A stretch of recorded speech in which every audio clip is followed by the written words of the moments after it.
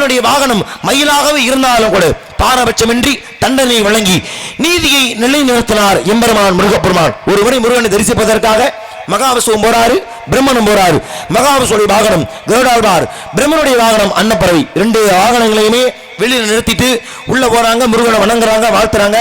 திரும்பி வந்து பார்த்தா கருடனையும் காணோம், அன்னப்பறவையும் காணோம். என்ன காரணமாக இருக்கும் என்று சிந்தித்தால் தவறான ஒரு வார்த்தையின் காரணமாக அதை நம்பிய மயிலாகப்பட்டது. விசாரணையின்றி கருடனை விழுங்கிருச்சு, அன்னப்பறவை விழுங்கிவிட்டது. வந்தார் முருகப்பெருமான், தீர விசாரித்தார். தவறு தன்னுடைய வாகனம் மயில் மீது என்று தெரிந்தது. உடனே பாரபட்சமின்றி ஒரு அறிவுள்ள ஒரு ஜீவனுக்கு இதை செய்யணும் இதை செய்யக்கூடாது என்ற ஒரு அடிப்படை அறிவு இருக்கும். அப்படியான அடிப்படை அறிவு இழந்து ஒரு பாறையை போல் நீ செயல்பட்டதால் நீ பூலோகத்திலே பாறையாக போவாய், குன்றாக போவாய் அப்படின்னு சாபம் வழங்கினார். அப்படி முருகப்பெருமானிடத்திலே சாபம் பெற்ற மயிலாகப்பட்டது. இந்த பூலோகத்திலே குன்றாக அமர்ந்த மலையை இன்னைக்கு குன்றக்குடின்ற ஒரு ஆகச்சிறந்த ஆலயமாக விளங்குகிறது. காலம் அறிவான், கருணை விரிவான், குன்றக்குடியான் 1000 கோடி மன்னர்களுக்கு இணையான அளவு விரும்பிய அந்த குன்றக்குடி அழகனை எம்பெருமான் முருகனை பணிந்து கழகத்தை தொடர்ந்தால் கழகம் சிறக்கும், கழகத்திற்கான நல்ல வழி பிறக்கும். வணங்கலாம் எம்பெருமான் முருகப்பெருமானை.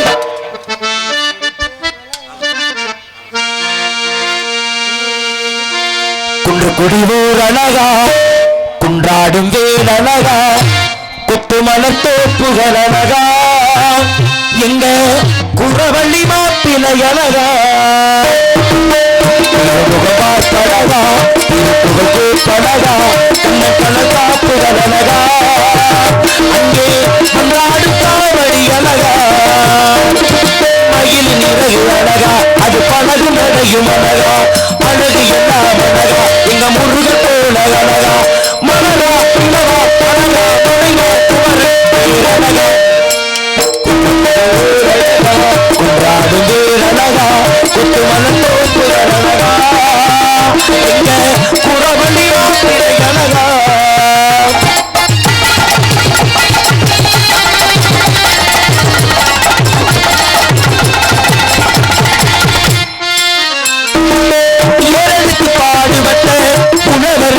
அழகா, பூவெடுத்து முனை படைத்த பொன்மணி கதிரழகா, அறுவடை தொடங்கும் நல்ல மாசம் இங்கு கையழகா, தரிசனம் காண வந்த தைப்பூசனாழகா, முருக கோவில் அழகா, அதை வணங்கும் வாழ்வு அழகா, தூக்கு காவடி அழகா, அதை சுமக்கும் தோள்கள் அழகா, நிலவா நீரா அழகா, நெஞ்சில் முருகன் அழகா, இந்த கொடிவேறு குன்றாடும் வேல் அழகா, கொத்து மலத்தோப்புகள் அழகா, இந்த குறவள்ளி மாப்பிளை அழகா.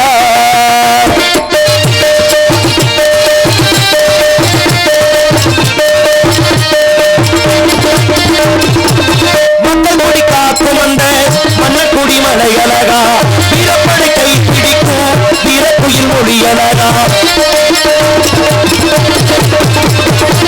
குன்றக்குடி போகும் அந்த காரக்குடி அடி அழகா, கொடி கொடி பறக்கும் அந்த குண்டேறு படி அழகா, படிக்கு படி அழகா, அதை பாடி நடப்பதழகா, காவடி ஆடுது அழகா, அதை காண விளைந்தவர் அழகா, பொழுதா இரவா அழகா, பொங்கல் சிந்தும் ஒளி அழகா, இந்த கொடிவேறு குன்றாடும் வேல் அழகா, கொத்து மலத்தோப்புகள் அழகா, இந்த குறவள்ளி மாப்பிளை அழகா, இந்த குறவள்ளி மாப்பிளை அழகா, இந்த குறவள்ளி மாப்பிளை அழகா.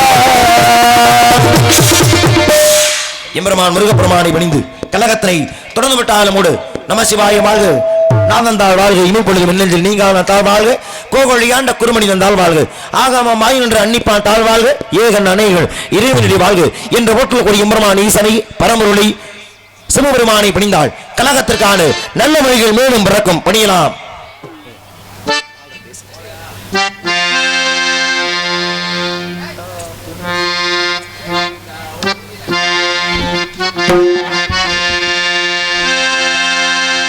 பித்தா பிறை சூடி பெருமானே அருளாளா எத்தாள் மறவாதே நினைக்கின்றேன் மனத்து உன்னை வைத்தாய் பெண்ணை பெண்மாள் பெண்ணை நல்லூர் அருட்டுறையுள்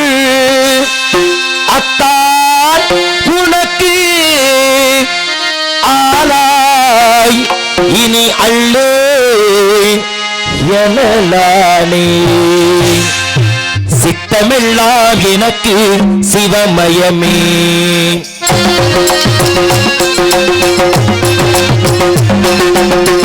சித்தமெல்லாம் எனக்கு சிவமயமே.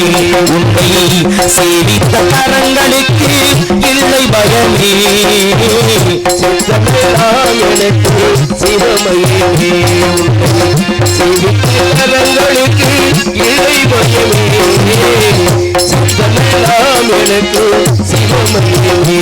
அத்தனில்லாமல் ஒரு அம்மை இல்லை. அத்தனில்லாமல் ஒரு அம்மை இல்லை. அம்மை இல்லாமல் இந்த பிள்ளை இல்லை இறைவா. சித்தமெல்லாம் எனக்கு சிவமயமே. உன்னை சேவித்த கரங்களுக்கு இல்லை பயமே. சித்தமெல்லாம் எனக்கு சிவமயமே.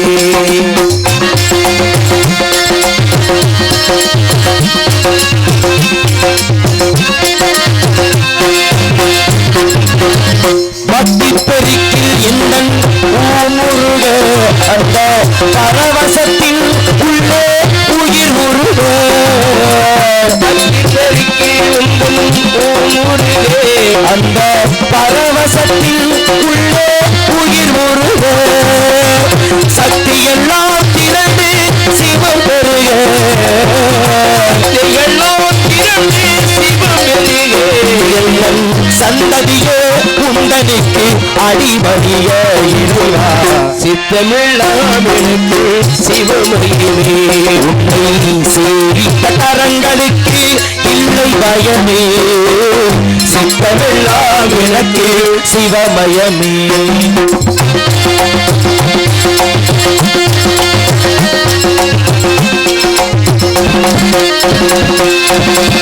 தன்னை திறந்து வைத்த கருப்பொருளே கோவில் கதவை திறந்தழைத்த திருவருளே. தன்னை திறந்தழைத்த கருப்பொருளே கோவில் கதவை திறந்தழைத்த திருவருளே. வெண்ணை நல்லூர் உறையும் அருள் கடலே. நல்லூர் உறையும் அருள் கடலே. என்ன என்றும் ஆடுகின்ற பரம்பொருளே இறைவா. சித்தமெல்லாம் எனக்கு சிவமயமே. உன்னை சேவித்த கரங்களுக்கு இல்லை பயமே. சித்தமெல்லாம் எனக்கு சிவமயமே. இறைவா இறைவா.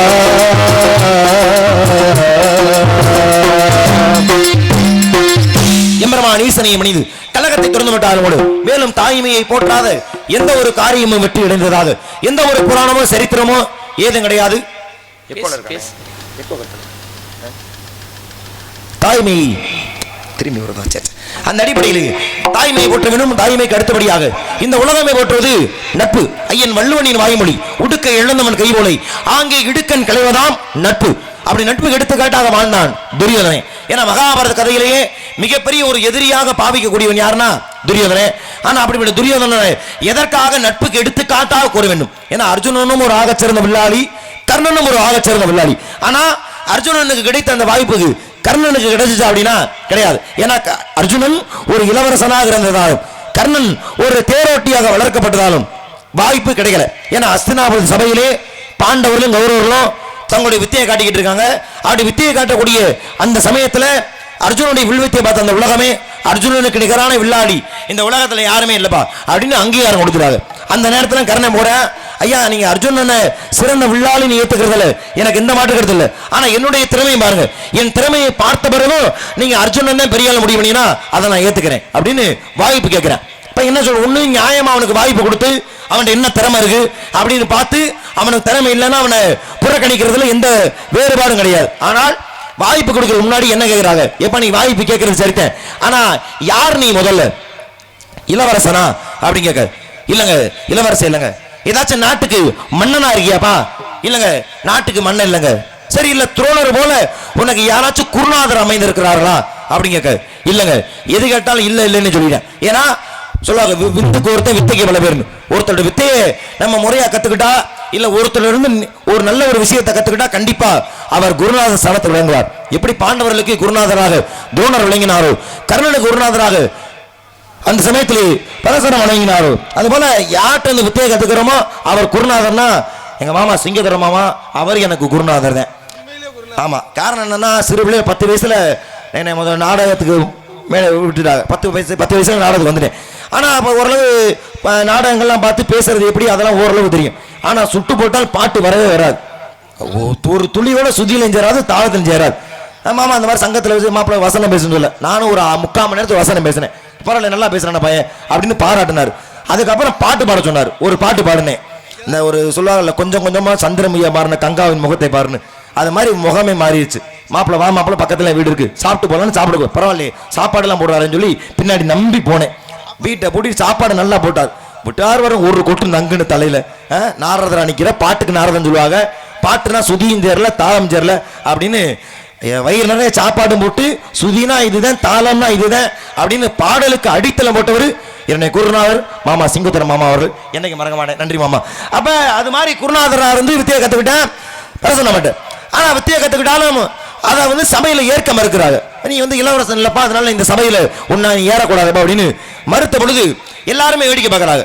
ஏன்னா கர்ணன் இங்க தன்னுடைய மானத்தை இழந்துட்டான். ஒரு மனிதனுக்கு உயிர் வரிதான் இல்லை மானம் பெரிதானா, உயிரை காட்டிலும் மானம் தான் பெருசு. அந்த மானத்தை இழந்து கர்ணன் கூனி குறுகி நின்ற பொழுது எல்லாரும் வேடிக்கை பார்த்தாங்க. ஆனால் தூரத்திலிருந்து ஒரே சத்தம்.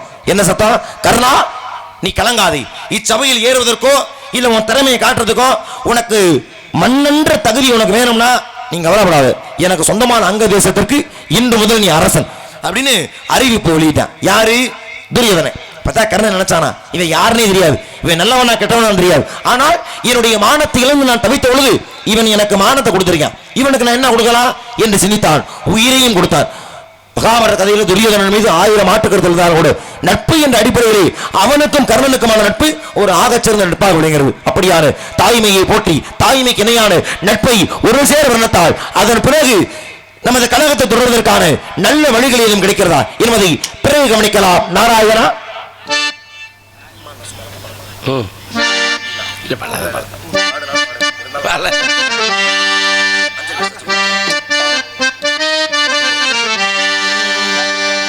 அம்மா நான் சும்மா இல்லடா, அவையில்லைன்னா யாரும் இல்லடா. தங்கம் கொண்ட பூமி பூமி, உன்னை தாங்கிக் கொண்ட சாமி சாமி. பெற்றவள மறந்தா அவன் செத்தவனே நான்டா. அந்த உத்தமிய நினைச்சா அவன் உத்தமனே நான்டா. அம்மா சும்மாயில்லடா, அவையும் யாரும் இல்லடா.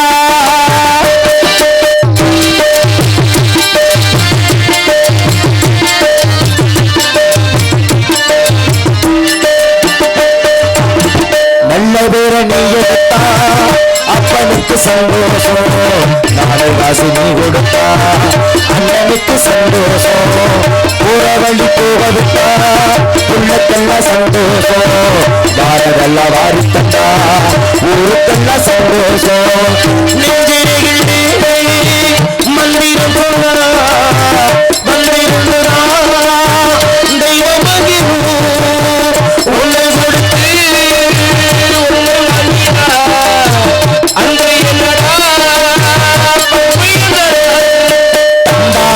ராம போனாலும்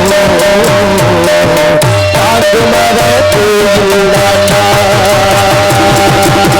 மன்னா சும்மாயில்லடா, அவை இல்லைன்னா யாரும் இல்லடா.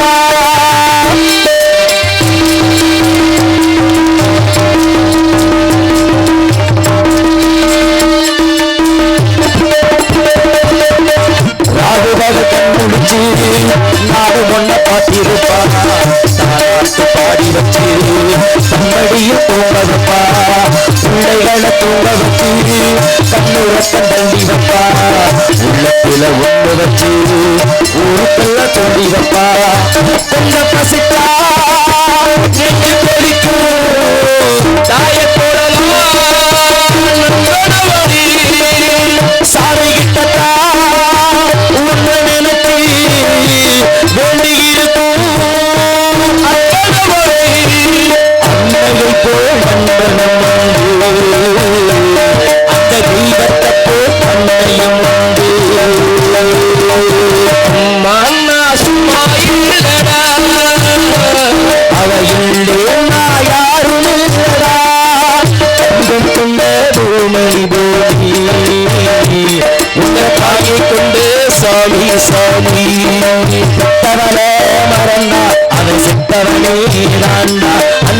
தமிழ நினைச்சா அது உத்தமனேதானா அம்மா அண்ணா சும்மா இல்லடா அவ இல்லைன்னா யாரும் இல்லடா. தாய்மையை போற்றி கழகத்தை தொடர்ந்தால் நன்றி. நாடக கலைஞர்களை மென்மேலும் உற்சாகப்படுத்தக்கூடிய அத்தனை நாடக ரசிகர்களுக்குமே உங்கள் பொற்பாதம் தொட்டு மனமானது நன்றியை தெரிவித்துக் கொண்டு கலைப்பை தொடரலாம். அற்புதமான இடம் அலங்கார பூசணம் ஆடமக விக்கிரம் பத்திரை மாத்த வசவனால் உருக்கி வார்த்தமைக்கப்பட்ட அற்புதமான எழில்மிகு சோலையை வர்ணித்தால் யாரேனும் இருக்கிறார்களா? அவர்களை வைத்து இன்றைய கழகத்திற்கான நல்ல வழிகள் எதுவும் கிடைக்குமா? கவனித்து பார்க்கலாம். நாராயணா என்ன சோ ஆளுநர் சோ இனிமையான ஒரு கானம். என் குரலை ஒத்த சாரியின் படத்தில் என் குரலை கேட்க முடியவில்லையே என்கின்ற ஏக்கம் ஒருவரும் இருந்தாலும் கூட ஆளுநர் சோ என்று காண வரக்கூடிய பெண்மணியாலை வர்ணிக்க வேண்டால் 1000 நாவுகள் படைத்த ஆதிசேஷனால கூட இந்த பெண்ணை வர்ணிப்பது என்பது இயலாத காரியம். அற்புதமான இந்த இடம் உலக அரங்கிற்கே நாகரிகம் பண்பாடு கலாச்சாரம் இவை அனைத்தையுமே உரைக்க சொன்ன ஒரே நாகரிகம் இந்த உலகத்திலேயே தமிழ் நாகரிகம் மட்டும்தான். ஏன்னா ஒரு நாட்டுடைய சிறப்பு எதை வச்சு வரையறுக்கப்படும்னா அந்த நாட்டுடைய வரலாறை வச்சுதான். அப்படி பார்த்தோம் அப்படின்னா கல் தோன்றி மண் தோன்ற காலத்தை முன் தோன்றிய மூத்த கொடின்னு ஒரு வார்த்தை வெறுமனே வெறும் வாக்கியமாக மட்டுமில்லாமல் அதற்கு எடுத்துக்காட்டான சிறப்புகள் இந்த உலகத்துல எத்தனை உண்டு. ஏன் இன்னைக்கு தலை சிறந்த நாடாக உலகத்துல பார்க்கப்படக்கூடிய அமெரிக்கான ஒரு நாடு கூட வரலாறுன்றது 1000 வருஷத்தை தாண்டல. ஏன்னா 1000 வருஷத்துக்கு முன்னாடி வரைக்கும் மனிதர்கள் வாழவே தகுதியற்ற ஒரு அடர்ந்த வனாந்திரம் ஒரு காட்டுப்பகுதி இன்றைய அமெரிக்கா. அமெரிக்க வெஸ்புகின்னு ஒருத்தர் கண்டுபிடிச்சதுனால இன்னைக்கு அமெரிக்கான்ற பேரோட இருக்கு வெறும் 1000 வருஷத்துக்கு முன்னாடி. ஆனால் பேசக்கூடிய மொழிக்கே 2000 ஆண்டுகளுக்கு முன்னாடியே இலக்கணம் வைத்து பேசப்பட்ட ஒரு அற்புதமான இடம். ஏன் இன்னைக்கு உலகத்துல எத்தனை ஆலயங்கள் இருந்தாலும் கூட தஞ்சை பெரிய கோயிலுக்குன்னு ஒரு தனி சிறப்பு இருக்கு. கட்டினார் ராஜராஜ சோழன். சரி அப்பா கோயிலை கட்டிட்டாரு பிள்ளை சுமார் பாரா அதற்கு இணையாக ஒரு ஆலயத்தை அமைத்தார் ராஜேந்திர சோழர். அதுதான் கங்கை கொண்ட சோழபுரம்னு ஒரு அற்புதமான ஆலயம். பேருக்குள்ளே ஒரு சந்தேகம் நிறைய பேர் அது என்ன கங்கை கொண்ட சோழபுரம். இன்னைக்கு தமிழ்நாடு அதுல முக்கியமா சோழவள நாடு இவ்வளவு செழிப்பமா இருக்குன்னா அதுக்கு மிக முக்கியமான காரணம் அன்னை காவிரி தாய்.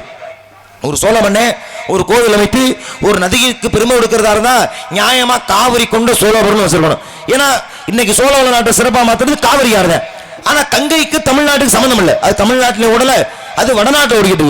அப்படி இருக்கும் பொழுது எதற்காக தான் அமைத்த கோவிலுக்கு காவிரி கொண்ட சோழபுரம் வைக்காம எதற்காக அவர் கங்கை கொண்ட சோழபுரம் பேர் வைக்க என்ன காரணம் அப்படின்னா அந்த வார்த்தைக்குள்ளே ஒரு வரலாறு இருக்கிறது. ஏன்னா அவர் கோயிலை கட்டி கோயிலுக்கு குடமுழுக்கு நடத்துறதுக்காக ஒவ்வொரு நதியா போய் புனித நீரை சேகரித்து வர்றாரு. இறுதியாக புராணத்தில் சிறப்பாக விளங்கக்கூடிய அந்த கங்கை நதியுடைய நீரை எடுக்கணும்னு ஆசை. நேரா காசி மன்னாட்ட போறாரு. ஐயா இந்த மாதிரி ஒரு ஆலயம் அமைச்சிருக்கேன் குடமுழுக்கு நடத்தணும் அதுல கும்பத்துல ஊத்துறதுக்கு சிறிதளவு நீர் விடுங்க அப்படின்னு கேட்க.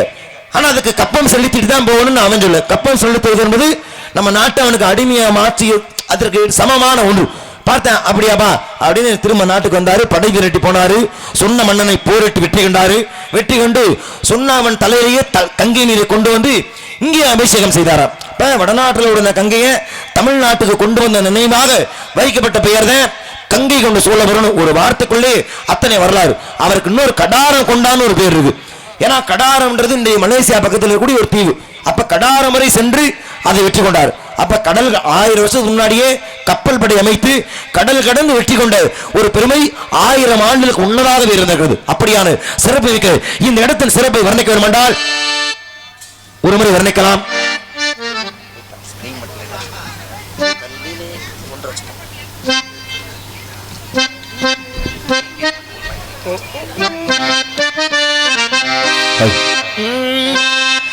கல்லிலே கலைவண்ணம் கண்டான்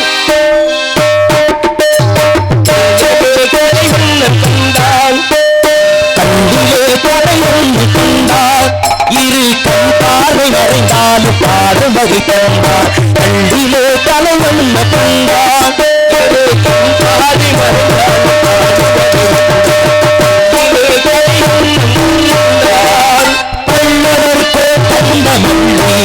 போல பாருங்கு தேடிடும் ஊரொன்றும் இல்லை. கல்லிலே கலைவண்ணம் கண்டான் கண்டாரி வருந்தாலும் காடுவகை கல்லிலே கலைவண்ணம் கண்டான்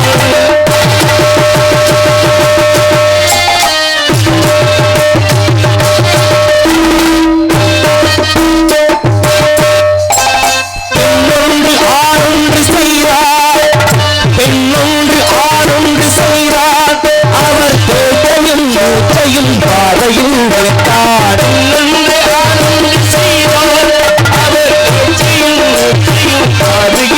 கண்ணான இடம் தேடி வந்தோ கண்ணான இடம் தேடி வந்தோ தன்னோடு வைத்து பார்ப்பாய் இரு கண்ணாவை அறிவால் பாடுவகை கண்டான் தலையொன்ன கண்டான்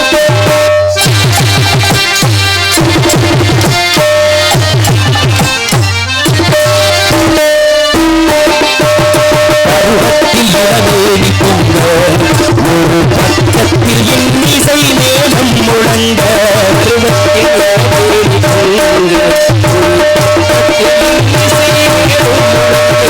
அரங்கேறி நடவாடும்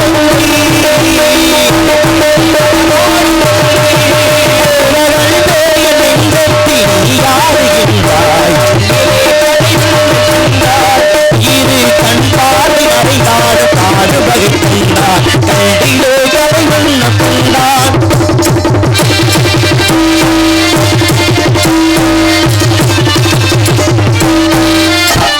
உடலாலும் மனதாலும் உண்மை என் உயிராக ஏற்று நான் வாழ்வே கண்ணே உடலாலும் மனதாலும் உண்மை என் உயிராக சேர்த்து நான் வாழ்கிறேன் கடல் வெட்டி போனாலும் போவி கடல் வெட்டி போனாலும் போவி உள்ள கடமையும்